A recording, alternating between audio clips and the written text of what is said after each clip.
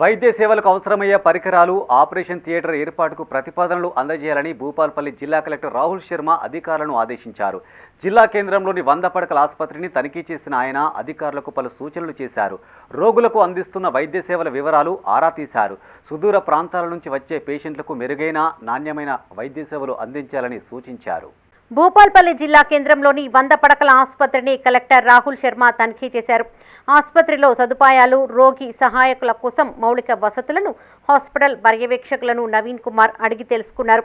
అనంతరం కలెక్టర్ మాట్లాడుతూ సీజనల్ వ్యాధులు ప్రబలకుండా ప్రజలు పాటించాల్సిన జాగ్రత్తలపై ఎప్పటికప్పుడు అప్రమత్తం చేయాలని సూచించారు.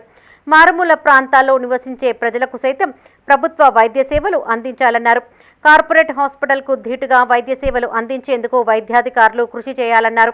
ప్రభుత్వ ఆసుపత్రుల్లో ఎన్నో సౌకర్యాలు కల్పిస్తున్నామని, ప్రజలు వైద్య సేవల కోసం ప్రైవేటు ఆసుపత్రులను ఆశ్రయించకుండా చూడాలన్నారు. 100% సాధారణ ప్రసవాలు జరిగేలా చూడాలని సూచించారు. కలెక్టర్ వెంట ఆసుపత్రి వైద్యులు, స్టాఫ్, నర్సులు, సిబ్బంది ఉన్నారు.